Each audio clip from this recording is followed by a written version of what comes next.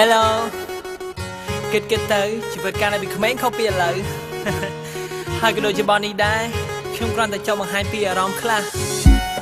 ក៏ដូចជារំលឹកនៅអនុស្សាវរីយ៍ចាស់ពីមុនហើយខ្ញុំសង្ឃឹមថាមិត្តភក្តិរបស់ខ្ញុំទាំងអស់គ្នាកាលនៅពីក្មេងក៏នឹងបានស្ដាប់ឮអូខេ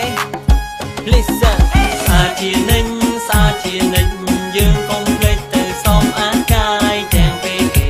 ពេលញ៉ាំបាយសមអាកាយមុនទៅសាលាកុំលេងដីនាំទុំភ័យដល់យើងក្រុមគ្នាតែក្រុមវេលាទៅផ្ដើថាគូមក Listen កាលពីខ្ញុំទៅក្មេងខ្ញុំជិះចិត្តវិញបត់នឹងតែនៅចាំបានឬទេនៅជីវិតបាត់ថតសរសើរឲ្យតែម៉ោង12មិនទាន់ទៀងកាតាមរត់ទៅសាលាដើម្បីបានជួបជុំមិត្តភក្តិនិយាយពីរឿងតុក្កតាគ្មានអីពួកខ្ញុំអួតតែពីរឿងហ្នឹងដល់និយាយមិនចូលគ្នាតាំងឆ្លោះតាំងខឹងពេលដែលខ្ញុំពេញនិយមប្រើនៅជំនាន់នងហើយចាំមើលតាក្អូនឲ្យខ្ញុំលេងចូលឯងហើយខ្ញុំនៅបាត់ធំឬមួយដែលខ្ញុំឆ្កល់ជាងគេរៀនមួយថ្ងៃ6ម៉ោងមិនដែលឃើញមានម៉ោងលៀបនោះទេមានតែគ្រូម្នាក់គាត់បង្រៀនមិនឲ្យរូបខ្ញុំទំនេរនៅក្នុងចិត្តខ្ញុំខឹងដែរតែមិនដឹងជាធ្វើល្មិចមានតែខំពឹងធ្វើល្បិចឈឺក្បាលនៅក្តៅខ្លួនប្រាប់គ្រូថាវិលមុខនឹងមកសុខចង់ទៅផ្ទះដល់ពេលគ្រូអនុញ្ញាតស្វាងដោយគេចាប់ផ្ទះរៀបសៀវភៅលឿនដោយរួនចាស់ពីរបស់សាលារបស់ខ្ញុំជាស្រេចជានិញសាជានិញយើងកុំភ្លេចទៅសមអាកាយទាំងពេលគេ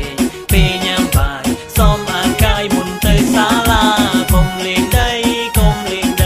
នាំទុំភ័យដល់យើងក្រុមគ្នាត្រូវតែសាក្រុមវេលាទៅផើថាគូមកគង់រូតែពេលនេះខ្ញុំធំវ័យក៏យ៉ាងមិនដូចពីមុននោះឡើយមានតែបទចម្រៀងមួយនេះដែលខ្ញុំខំតែវាទាំងផាត់ផាយច្រៀងអាឡេអាឡូក៏វ័យក៏វោនិស័យក៏វត្តក៏ពិតលោកខែបានឆាត់ហេតុអីទៅជាឆាត់បាំងលោកខែទៅវិញខ្ញុំលោលេងទេចាប្រធានលេងទេហើយសូមផ្ញើជូនមិត្តនៅថ្នាក់ជិតខ្ញុំផងដែរពី David ប្រុសស្អាតតែអ្នកនៅចាំបានទេថ្នាក់ទី6ខសាលាអត់ដល់កំពង់ចាមយើងហ្នឹងសូមបញ្ជាក់ទេឆ្នាំសិក្សា2006-2007តែពេលចូលវិទ្យាល័យក្រុមយ៉ាងក៏ត្រូវឡើងជាថ្មីបាត់ដំបងដីថ្មីសម្បូរដោយក្តីស្រឡាញ់សេចក្តីអាណិតពេញចិនចេញពីក្នុងបេះដូងសង្ឃឹមថាមិននឹងស្ដាប់ឮសេចក្តីនឹករលឹកពីខ្ញុំតាមចម្រៀងមួយដែលរំដំជូនពរឲ្យមិត្តជួបតែសំ